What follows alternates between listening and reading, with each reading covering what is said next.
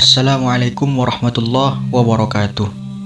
Rasulullah Shallallahu Alaihi Wasallam dilahirkan di kota Mekkah.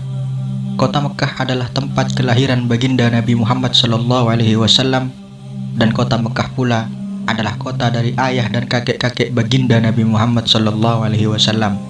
Dahulu, penduduk kota Mekkah mereka menyembah kepada berhala yang berada di kota Mekkah. Mereka hidup dalam keadaan jahiliyah yang tidak diridhoi oleh Allah Subhanahu wa Ta'ala. Di kota Mekkah pula terdapat sebuah kebodohan, dan begitu banyak orang-orang jahiliyah yang menyembah berhala. Maka dari itu Allah Subhanahu wa Ta'ala mengutus Rasulullah Sallallahu Alaihi Wasallam. Ketika Rasulullah diutus oleh Allah Subhanahu wa Ta'ala menjadi Rasul, pada waktu itu Rasulullah masih berumur 40 tahun. Allah juga menurunkan wahyu kepada Nabi Muhammad Sallallahu Alaihi Wasallam dan memerintahkan kepada Nabi Muhammad Sallallahu Alaihi Wasallam agar berdakwah kepada mereka yang berada di dalam kesesatan dan kezaliman untuk mengesahkan Allah Subhanahu wa Ta'ala dan beragama yang benar, yakni agama Islam, dan mengerjakan sesuatu pekerjaan yang memiliki nilai keutamaan. Namun di sisi lain, penduduk kota Mekkah memusuhi baginda Nabi Muhammad Sallallahu Alaihi Wasallam dan mengingkari terhadap perkara yang disampaikan Nabi Muhammad, sehingga membuat ladang dakwah Nabi Muhammad Sallallahu Alaihi Wasallam menjadi sempit dan terbatas.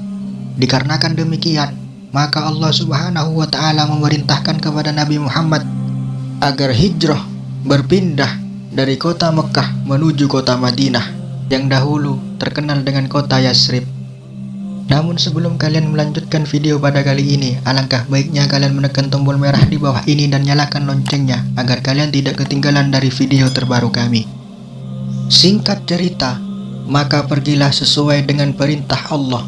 Nabi Muhammad bersama dengan sahabat Abu Bakar As-Siddiq dari kota Mekkah secara sembunyi-sembunyi menuju kota Madinah.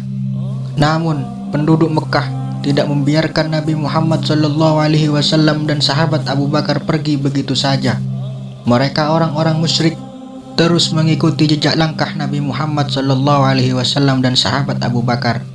Rasulullah beserta sahabat Abu Bakar terus melakukan perjalanan, dan pada akhirnya sampailah di sebuah gua yang bernama Gua Sur.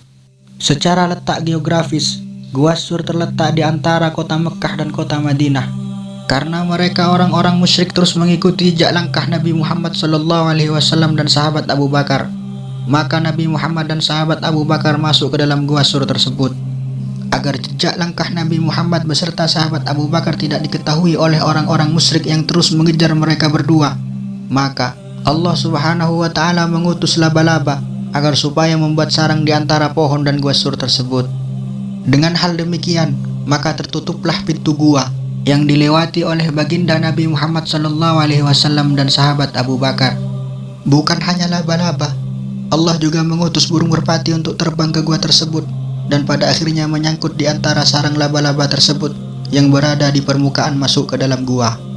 Ketika orang musyrik yang mencari Nabi Muhammad dan sahabat Abu Bakar sampai di Gua Sur, mereka kehilangan jejak Nabi Muhammad Sallallahu Alaihi Wasallam dan sahabat Abu Bakar. Dikarenakan jejak baginda Nabi Muhammad dan sahabat Abu Bakar hanya berhenti di jalan masuk ke dalam Gua Sur.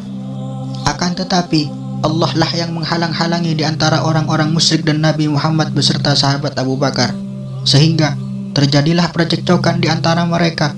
Mereka berkata, jika seandainya ada orang yang masuk ke dalam gua, maka niscaya sarang laba-laba tersebut tidak akan tetap sebagaimana sedia kala. Maka tidak mungkin ada orang yang masuk ke dalam kecuali merusak terhadap sarang laba-laba itu. Pada saat Rasulullah dan sahabat Abu Bakar berada di dalam gua, sahabat Abu Bakar melihat kepada orang-orang musyrik. Lalu sahabat Abu Bakar berkata kepada baginda Nabi Muhammad, "Ya Rasulullah, seandainya salah satu dari mereka mengangkat telapak kaki mereka, maka niscaya mereka akan melihat kita yang berada di dalam gua."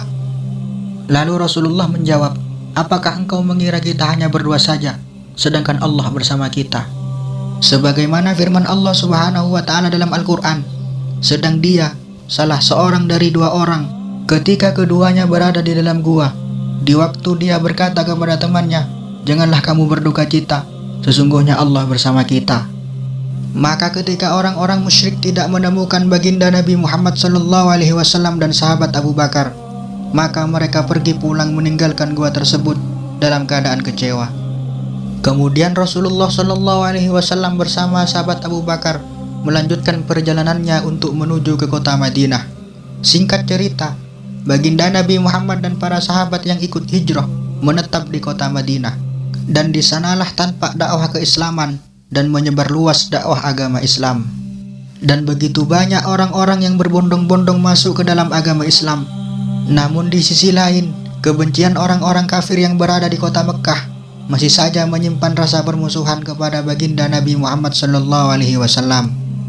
Demikianlah kisah suka dan duka perjalanan hijrah baginda Nabi Muhammad SAW bersama dengan sahabat Abu Bakar. Semoga bermanfaat. Wallahu a'lam bishawab. Wassalamualaikum warahmatullahi wabarakatuh.